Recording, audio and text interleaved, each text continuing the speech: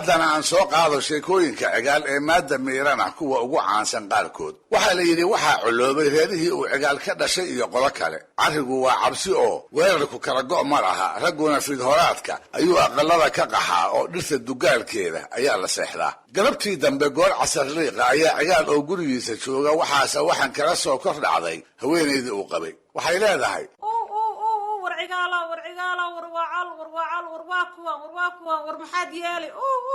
markaas buu isagoo bawdiha isla dhacaaya ardaagii isbilqay oo ku yidhi naa raarka weyn isaar, naa ideed, naa iqari. markay raarkii saartay ayuu yidhi na adiguna barooroo markuu codku ina soo kor dhoobto sababta aad la ooyaysana lagu weydiiyo waxaad ku tidhaahdaa ninkaygii oo dhintay baan u barooranaya. dabadeed iyadoo barooranaysa ayuu codkii laga baqaayay reer cigaar soo kor dhoobtay. saa ammaanduulihii baa wuxuu ku yidhi naa maxaa kugu dhacay aad la barooranaysaa? markaas bay ku tidhi maxaan la barooran waayso ninkaygii ma dhiman. kiibaa haddana su'aal kale ku celiyoo ku yidhi oo goormuu dhintay? intii aysan iyadii u jawaabin ayuu cigaal raarkii uu hoostiisa ku qarsoonaa intuu xoog isaga tuuray wuxuu la soo booday naa shalay dheh shalay dheh shalay shalay. colkii ayaa is eegay oo wax yaab la ashqalaalay iyo wax qosol la dhacay u kala barmay. markaas buu ammaanduulihii inta raggiisii ku jeestay wuxuu ku yidhi war kan allaa dileye yaynaan waxba dilayna inaga kiciya. markaas bay isaga tageen.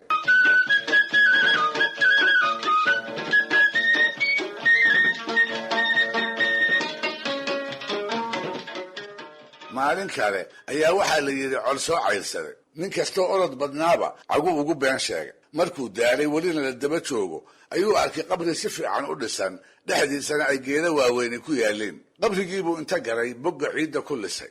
colkii oo uu mar hore ka qarsoomay oo inay gacan ku dhigaan quus ka jooga ayaa qabrigii soo agmaray. midkood baa kolkaa kuwii kale ku yidhi war bal inkaarqabaha qabrigaa ka daya. cigaal oo warkii ninka maqlay ayaa markaa inta ishayn waayey wuxuu la soo booday war shalaa la iga dayayoo waa la iga waayey. maalintaasna inta lagu qoslay baa la isaga tegey.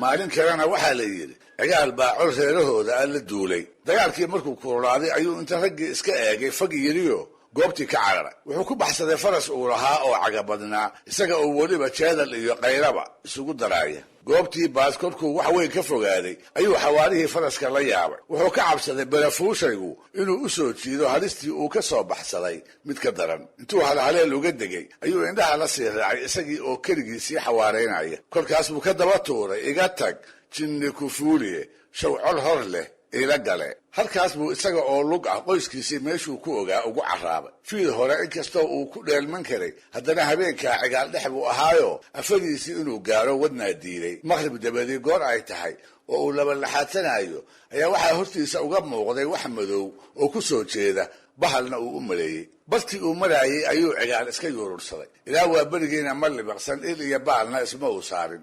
waagii kolkuu bariyey ayuu arkay wixii uu ka baqay oo xalay oo dhan cidla ciilsilada ku hooyey inuusan bahal ahayn uu ahaa geed waa hore dabayla rideenoo dogob noqdayoo kurtun qurihii dhulka kaga haray. markaas buu siduu xalay ahaa isaga oo ka dhiiran inta soo ag joogsaday ku yidhi ma waxaan ku mooday mase waxaad noqotay mase waxaan loo noqon doonin? waxaan ku mooday bahal, waxaadse noqotay kurtun, waxaanse loo noqon doonin socod habeennimo oo dambe.